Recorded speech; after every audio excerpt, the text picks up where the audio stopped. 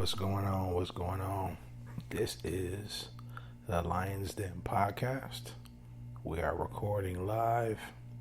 Hope everybody's doing well. Listen, we got a lot to talk about, a lot to discuss. Summer's winding down. Well, we're kind of in the middle of summer, so it's still winding down. We're at the end of June, so today is July 25th. Man, listen, there's so much going on in the world. I hope everybody's safe. I hope everybody's enjoying their life. If you haven't found that area, that vein, that lane for you to enjoy your life, I hope that you're enjoying your life. I hope that you found that lane. That's so important, man, nowadays, because there's so much going on, so much negativity in the world. But listen, I'm here to uplift y'all. I'm here to talk. I'm here to share. I'm here to let y'all know what it's about. Again, we got so much going on, man. So much going on in the world. Listen, sports, pop culture, politics. I don't know if I'm going to get to everything today, but listen, I'm going to try to get to everything today. We're going to talk about it. This Kyrie Irving trade, man, came out of nowhere. But did it? Did it come out of nowhere? Or was it something that was already brewed up? What's interesting is that Kyrie met with the Cavaliers team, the office, and indicated to them that he wanted to trade. What's fascinating is that reports are starting to come in that LeBron can't leak this information.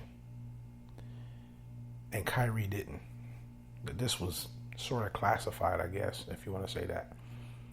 But LeBron's can't leak this information. I don't know how true that is, but it's interesting.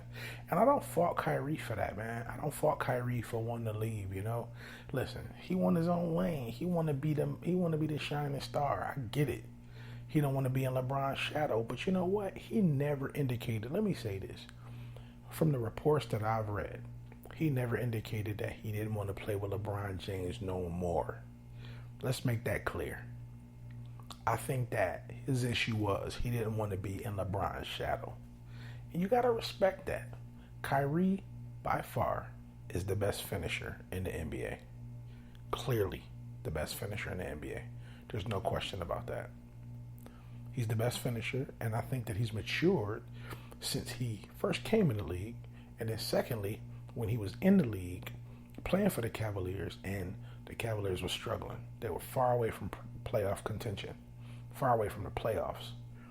And I think he's matured since then. So, a lot of people saying, well, would he fit in the Timberwolves is one of his choices. Would he fit in the Timberwolves? Would he fit into the Spurs? I think he would fit in actually both teams.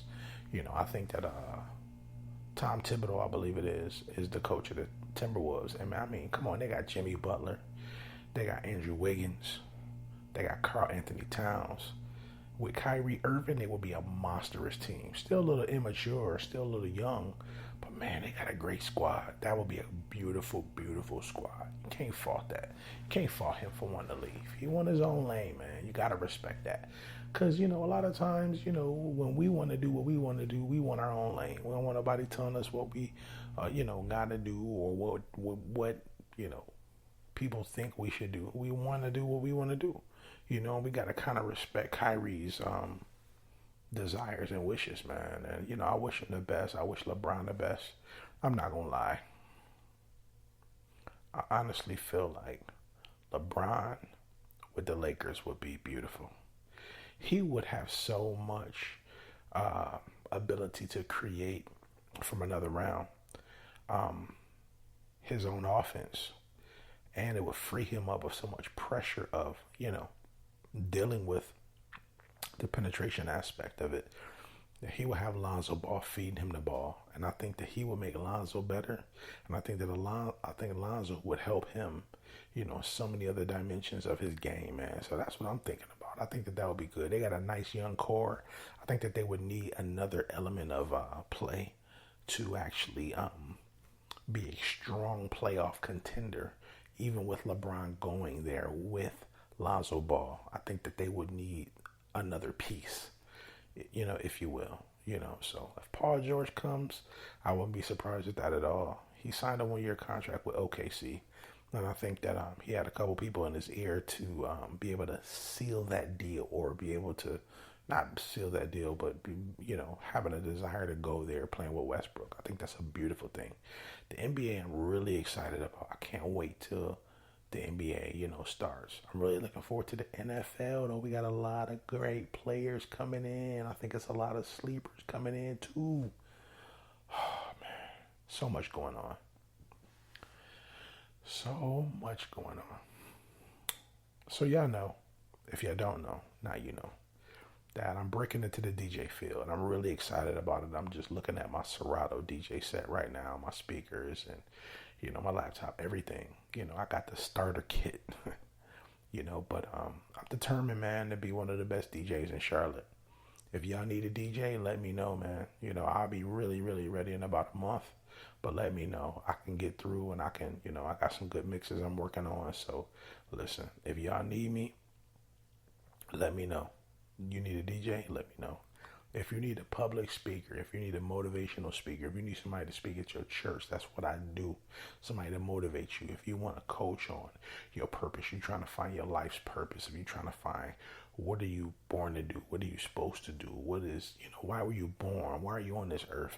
I can help you with that. I just did a whole entire huge series at my church talking about the whole thing with, destiny, purpose. And trust me, it won't be churchy. It's not churchy at all. But I can help you find your purpose. I can help you find your destiny. So if you need that, let me know. That's what I do. I promise you. You will have more clarity concerning your purpose, why you're here, your gifts, your talents, your abilities, things that you've ignored and just passed through without even thinking for so long. I can help you connect those things together. I can help you get jump started. I can help you get mobilized. I can help you get moving. So if you need help with that, trust me and believe. I'm not no big known name, but I'm coming and I know what I'm doing. So, and that's my purpose. My purpose is to get people started in their purpose. That's part of my purpose anyway. So if you guys need help with that, let me know. That's what I do. But the DJ thing I'm really excited about. Since I've been a child, I've always been around music, all types of music. And I love music, man. I remember, growing up on Curtis Mayfield. I remember growing up on Frankie Lyman and the Teenagers. I remember growing up on Otis Redding, growing up on the Commodores. I love the Commodores, man.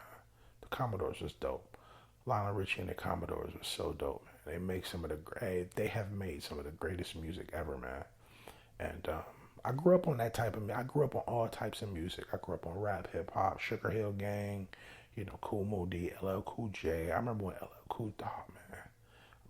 Cool J first came out with Rock the Bells. I remember Rock the Bells 2 came out.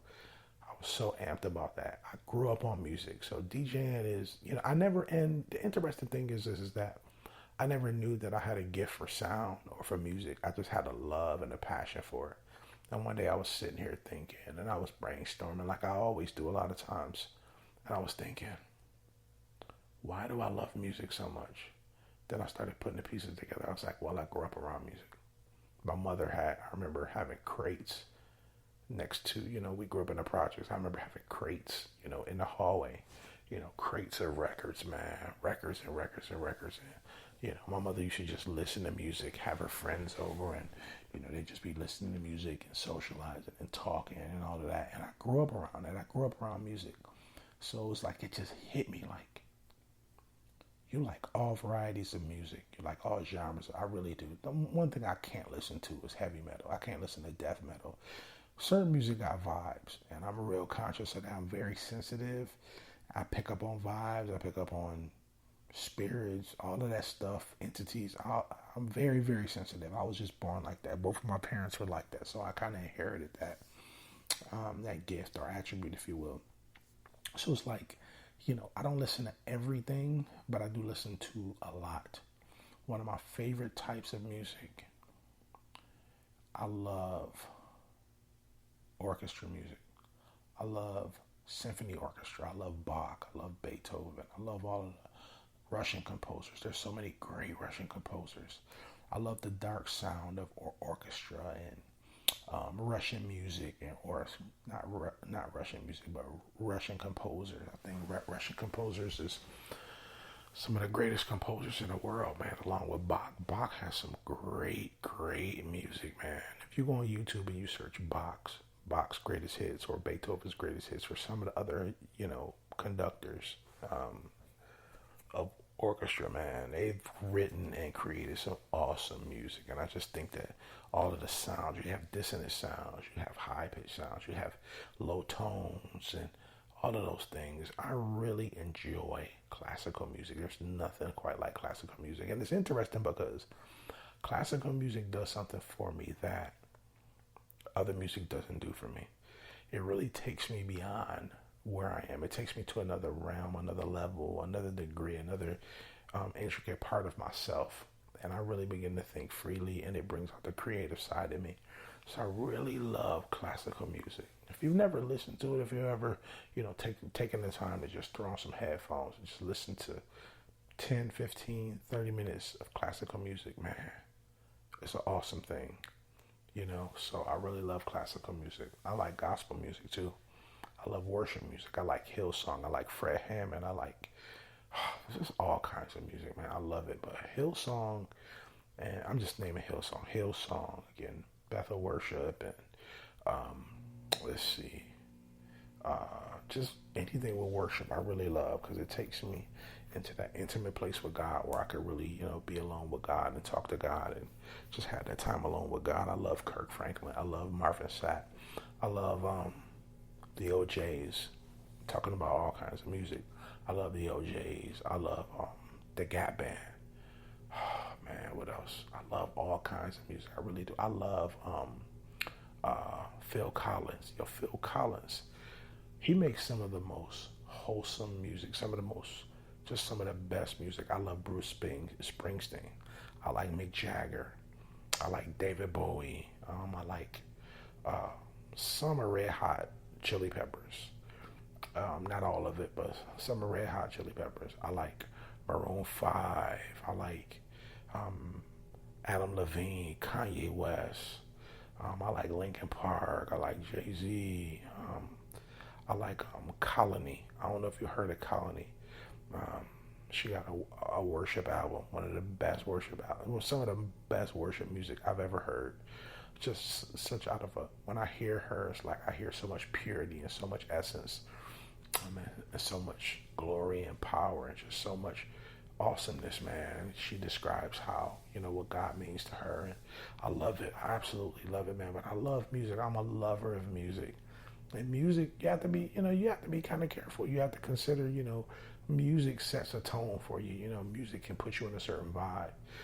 I love Tupac. I love Biggie. Now, I can't listen to Tupac. I'm being honest. I can't listen to all of Tupac for a long period of time because it just sets me in a certain tone. Like the Machiavelli album, Seven Day Theory, great album, but it's so dark. And I get it. Tupac was in a dark place, but I love Tupac. I love Biggie. I think Biggie was one of the greatest MCs of all time. He was a storyteller. He was able to take rap to a place to where he was actually telling stories. He was actually telling people, painting a picture of his life and his experiences and what he had gone through and how he felt and all of those things. We got to remember, music is, being able to listen to music is such a beautiful thing because we get to partake in another person's craft and how another person expresses their pain, their joys, their triumphs, their defeats, their pressures, their issues, their depression, all of those things. We get to partake in that and we get to listen to that, And you have to know what you can handle and what's good for you and what gives off a positive vibe for you. And that's what I'm after. Music, in order to listen to music, it has to move me. It has to inspire me. It has to compel me. So, of course, I don't want to listen to anything that's destructive because, it can bring a destructive mindset. So I'm very careful about what I listen to. One of the guys that I really love is Meek Mill. I really love Meek Mill because I hear so much pain. I hear pain in his voice. I hear the struggle in his voice. I hear the hunger in his voice. reflecting off of Philly music and Philly rappers. When I think about Meek, you can't help but think about Beanie Siegel. You can't help but think about um, Free uh, Philadelphia Freeway, one of my favorite artists. I mean, these guys express their pain and their agony, what they're going through, the struggle, the streets, what's going on in the streets, their issues, their challenges, what they came through, what they were going through, how they came out of it. I hear so many people criticize rap music, and I understand that. I get it. I hear your point of view. But you got to remember something. For a lot of these guys, for the vast majority of these guys, this was a way out of their situation. This was a way out of their struggle, out of them selling drugs or going to prison or killing somebody or being involved in, illicit, illegal, and harmful activity that was detrimental, to taking them down a path that, they didn't really want to take. So they got into rap. And a lot of these guys, I'm telling you, to make music, to produce music, to make music, it's not that easy. So I commend these guys. You hear so many people say, well, they shouldn't be rapping about this and that. Well, how about this? If you don't want them to rap, if you don't want them to talk about these things, how about we change what's going on in our society? We change what's going on in our neighborhoods. If you don't want to hear them talk about, drugs and popping mollies and all of this stuff, help them change the trajectory of where they come from. It's as simple as that. It's so easy to sit back and criticize people, of what they should be doing or what they should not be doing. But it's another thing to hear it, critique it, and we all should critique our music that we listen to. But critique it, and then, if we don't like what we listen to, there's a couple things you could do. You could turn it off and not listen to it. If you're so concerned about what that person is saying, sharing, talking about, you can try to help that person. You can help them by praying for them. You can help them by thinking about them. Man, I hope they get it right. You can help them by hitting them up on social media. Why do you talk about drugs so much? Or why do you talk about women as bees and calling them out their name? Why do you talk about stuff like that? Why do you share stuff like that? And maybe they'll respond, maybe they won't. But the beautiful thing about being in America and the beautiful thing about being a human is that we have freedom of choice. Nobody's putting a gun to our head and making us listen to a certain type of music. Nobody's doing that. So we have a choice. And that's the beautiful thing about America. Thank God for America. It may not be where we want it to be, but I can guarantee you that America is by far the most, the freest country on the planet. There's no other country. There's no other place to be.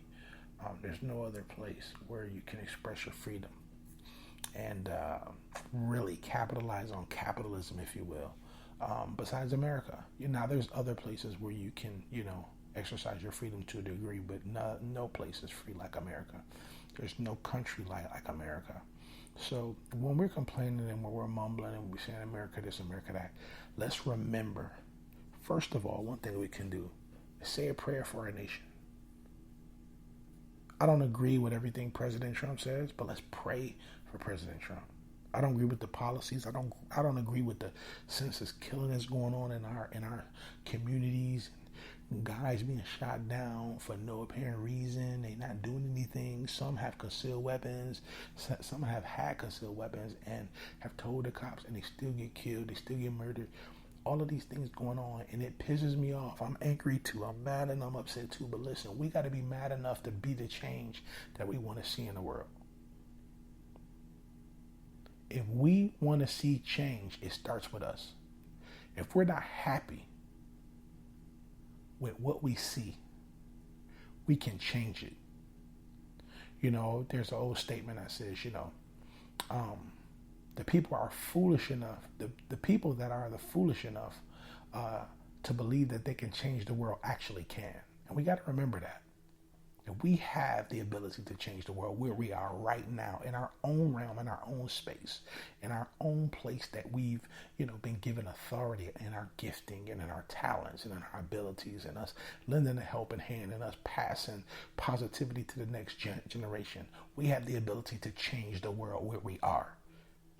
So let's turn our complaints into rolling up our sleeves and actually helping to make the world a better place. We can do that right now where we are. It doesn't take a large effort. It just takes you starting where you are. It takes me starting where I am. We can change the trajectory of the way that the world is going. And it may seem overwhelming, it may seem impossible, but we can do it. And I'll go as far as to say that because you are breathing, the mere fact that you are still alive is an indicator that you have the ability to change what you don't like in the world right now. And we have to trust the process in that, meaning that we may begin to do something or endeavor to change the world or be a part of something bigger than ourselves and see positivity and growth and advancement in our families and our homes and our communities. And we may not see the change immediately, but that's where we have to trust the process. We have to trust the process enough to say, hey, you know what? I'm going to make this effort. Instead of complaining, I'm going to be the change. I'm going to be the change that I want to see in the world today. That's one of the things I talk about when I have my men's meetings. And, the past 7 months has been me having men's meetings out of gathering men, first of all. That's the first stage, the gathering of men. I don't want any man that knows me, there's no excuse why, we should be running here and there and act like we don't have an outlet and there's no place to go beside church for men. That's a lie, man.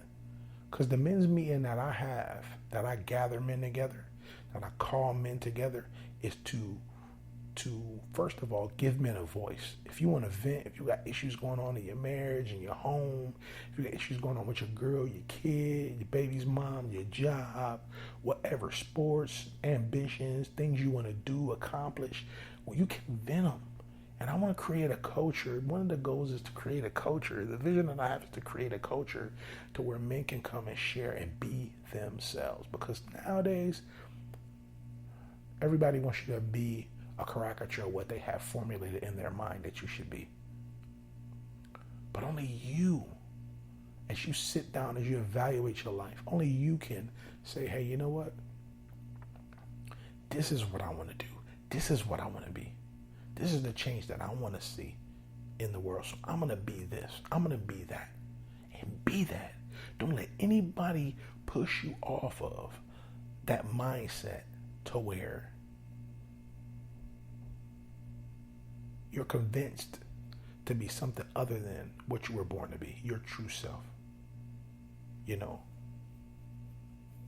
Tapping into your identity, finding who you are, what makes you tick.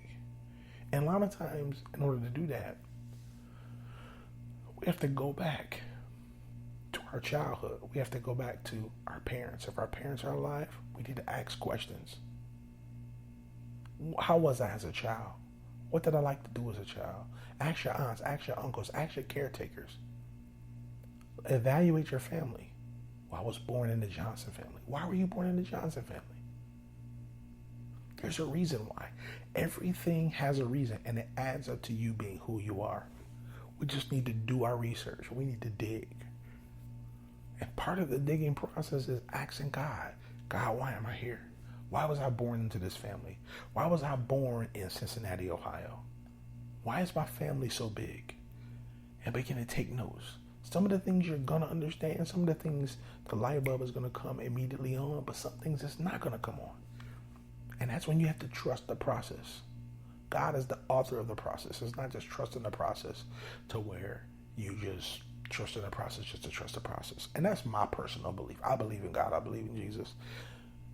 But you got to trust the process. You got to trust that in order for me to make the change, in order for me to be the change that I'm going to see in the world, I have to first understand that I need to be connected with something. I need to be a part of something that is bigger than myself.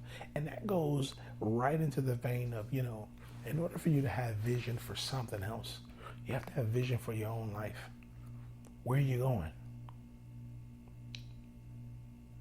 What direction are you going in?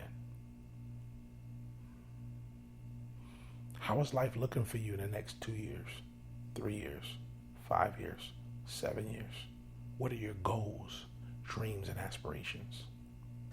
We can centralize our thoughts and our mindset and our heart and our spirit to focus on that thing that we're so passionate about, that we so long to see manifested in the earth, in our personal lives. We can focus in on that, zero in on that. Everything else becomes secondary priority. And we have to begin to come back to the place where it's like, my life is a priority above everything else. My purpose is a priority above and beyond everything else. We have to get to that place. And when we get to that place, don't let go of it. Don't let nobody convince you otherwise, that you need to be doing something else other than what you truly believe in your heart. And if you're going to see what's in your heart in reference to why you were born, why you're here, you have to, a lot of times, get alone and get away so you can hear your own thoughts. So you can hear, so you can see, so you can digest, so that you can unpack what you are really about. We can go 10, 20, 30, 40 years. We can be 50 years old and not know who we are. A lot of times I understand that us as humans, a lot of times, we have the need to be accepted, and we have the need to be, a part of something, and we have the need to all of these things. But there comes a time where you have to do, and periodically, not just one time, not just two times, periodically have to assess, where am I going? Am I just a robot? And what I mean by that is that, am I just getting up, taking a shower, brushing my teeth, eating the same 2 slices of bacon and eggs? Am I eating the same burger at lunch? Am I, when I get off work, go work out? Same routine, and there's no meaning to your life. We live life so long to where life is about the job or life is about the bills. Who wants to live that way? Well, if you are tired of living the way that you're living, if you are tired of seeing the results that you're seeing, we have to all make a change. And the responsibility starts with us. It starts with us. That's where it starts. We are leaders and dominators of our own realm. And every single one of us was born to dominate. Every single one of us was born to live out the dream in our heart. And sometimes it takes you getting away and being able to unpack all of the dreams in your heart and realize what that really looks like. And lose the image that other people give us, lose the ideologies that we have about ourselves, and really begin to search, really begin to ask the right questions. And when we do, things will begin to unfold for us. We got to stay away from negativity, negative people, negative energy, negative situations. Avoid those things. It's okay. So sometimes we all want to look at World Star Hip Hop or Shade Room and get involved in other people's issues and who shot John and Billy stabbed Mary and all of this other stuff. But we have to take the time and prioritize who we are. Why are we here? What's our purpose? What's our assignment? Part of your assignment, part of everybody's assignment, is making the world a better place. Part of our assignment is, what can we do that is a service to others? What can we do? What can we give that is a service to humanity, that can bless the lives of others, that if we never got paid to do, we would love to do it? That's when we begin to find our purpose, our destiny. Some of us are creators. Some of us are innovators. Some of us are great leaders. Some of us are generals in our own right. Some of us are playmakers and team players. And those things, each and everything, I guarantee you there's things in your life that are absolutely vital to make other things tick. But we have to find out what that is. We have to ask questions. So our purpose, our destiny. How do I find what my purpose is? How do I find what my assignment is? How do I find why am I here? What change was I born to make? Think about the 1 billion and 1 that you are that made it to the earth, that now you've developed into a person with a mind and a soul. Everybody didn't make it. All of the sperm didn't make it. Some didn't make it. All of them didn't make it but you. You made it out of the billion. That means that you're special. That means that you matter. That means that it is imperative that you understand that you being on this earth is absolutely essential. And that you carry something that uniquely nobody else does. And it is absolutely vital that you let that out. It's vital. It's so important. We have to begin to search. We have to begin to dig. Why do I get irritated around people? What is it that, just drives me crazy when I'm around certain types of people? What is it that brings me joy? What is it that when I see these things and I'm involved in these things, it just makes my heart flutter? Or it just makes my heart just, overflow with joy? What are some things that I've discovered that just really lights my heart up, that gives me a passion to live at a greater level, at a greater realm? You were called to live in a greater realm. You were called to go higher, to elevate. Where you are is not the apex of your life. We have to know that, and that's important. That's absolutely paramount that we understand that our lives matter, each and every person, and that we're all different. We were born and created to be each uniquely different from each other, so that the intermeshing of humanity will come together and we can get things accomplished like we were purposed to do. So important, so vital. And then there's the importance of leisure time, having an outlet, healthy outlets. Find what you like to do. It may be playing golf. It may be playing video games. And everything has a balance. We can't spend all of our lives playing golf all day. We can't spend all of our lives playing video games. We can't spend all of our lives watching our favorite movies. But that's where balance comes in at. An improper balance is an abomination. It's a harmful thing. That means it has in it destructive attributes. So we have to have balance. We have to play. I remember my mother used to make this statement all the time. She used to say, all work and no play makes Jack a dull boy. And that is so true.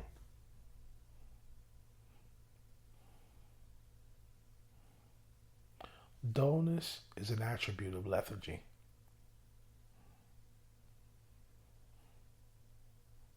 We have to, and we should, have a passion for our lives.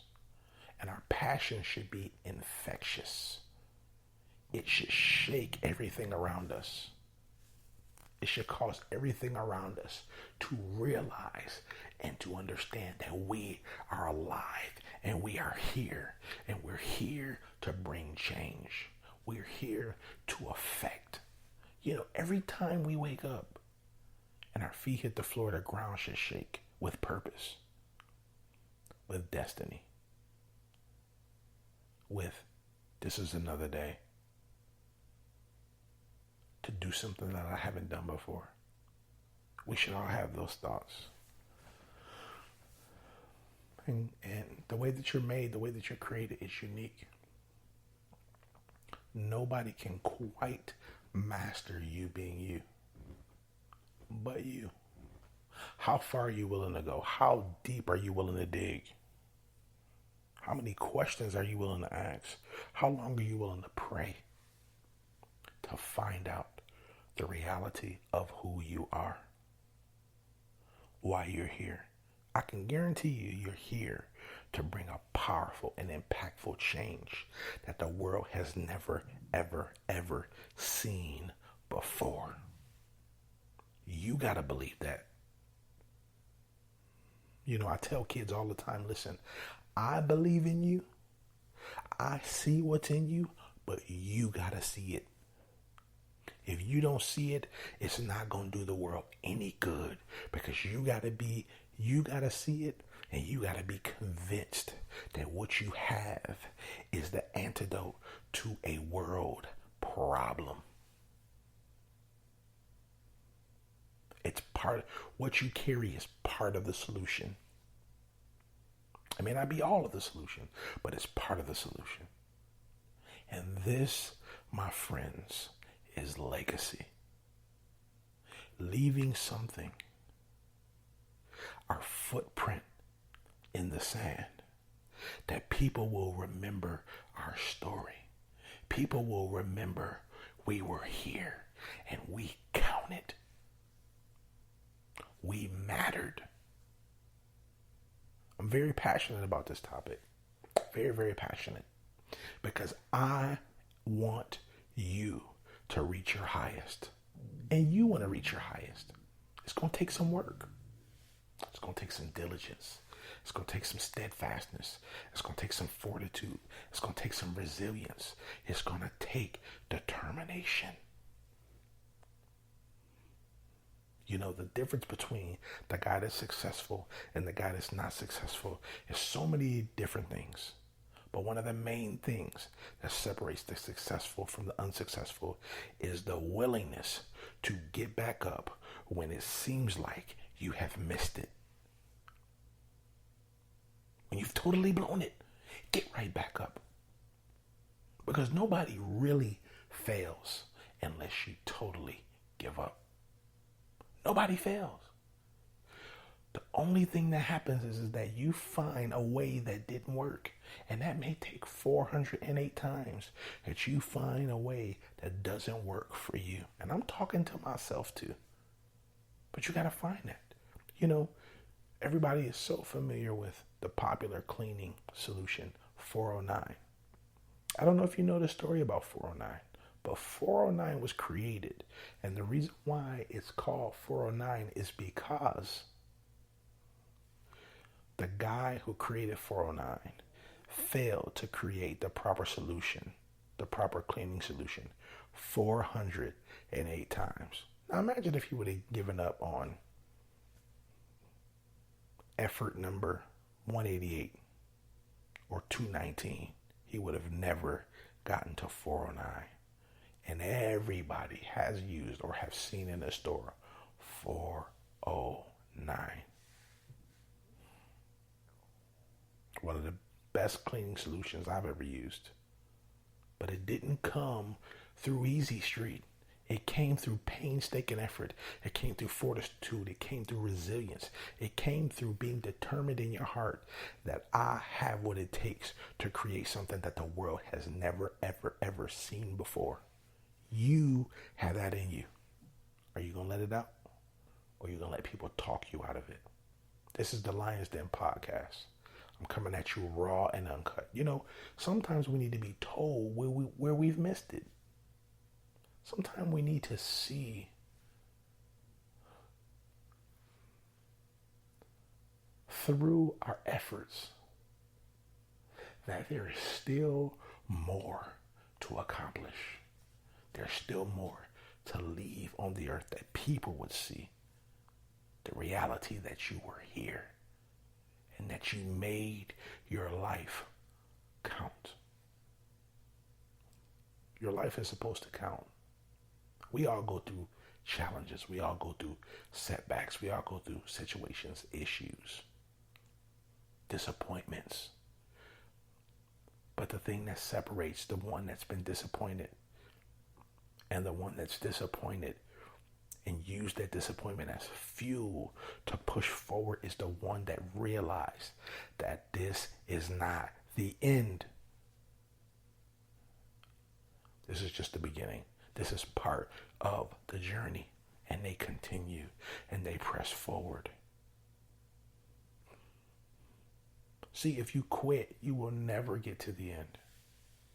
You will never see what the end will become. And I'm here to tell you that you have it in you to see your life all the way to the end and to see the accomplishment of your effort. You have that in you. The ability is working in you. Just let it out. Some people ask, what's the first way to let it out? I don't know how to execute. What's the first way to let it out? Write it down. Write your thoughts down. Stay away from the negativity. Listen, it is a myth that it cannot be done. It's a myth. The moment you start to believe in the myth becomes your reality. So you can do it. You got to believe that you can do it. You got to believe that it can be done. It can be done. And it can be done through you. Something that we've never ever seen discovered before. There are no limits. There are no limits. There really are no limits. The only limitation is the limitation that we create. This is the Lions Den podcast. I realized after 40 minutes of talking that we weren't going to get to everything today. But I'm going to keep coming back to you. I'm going to share more stuff with you.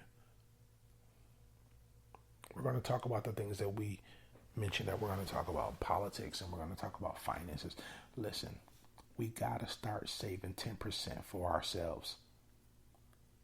We got to start digging into our 401k and saving. Be aggressive in our saving. We ain't getting no younger. We have to push harder. We have to go forward and say, this is not the end. This is the Lions Den podcast. We coming at you live and direct, raw and uncut. I ain't cut no corners. We're going to have a lot of guests on in future podcasts.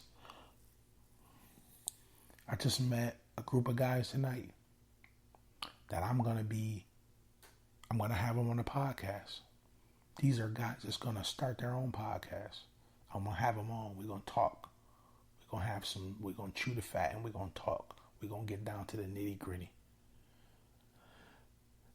This is the Lions Den podcast. This is Big Mar. Listen, keep your head up. Elevate. Stay away from the negativity and push forward. Write your goals down. I challenge everybody in that right now. If you haven't done it, write down your 3-month goals. Write down your 6-month goals. Write down your year goals. Write down your goals for 5 years. Read them over. Look them over. Go through them. Rehearse them with yourself. Even if you don't believe that you can do it right now, the more that you rehearse that this is my 5-year goal, my 3-month goal, my 6-month goal, you will begin to believe the very thing that you wrote down because it came out of you. Don't get nobody else's goals, nobody else's vision. Write it down. Write down your dreams. Write down the things that you desire to do. Write down the things that you long to do but have never touched. You can do it. And the number one way that you start is by writing it down. See, we can dream all day.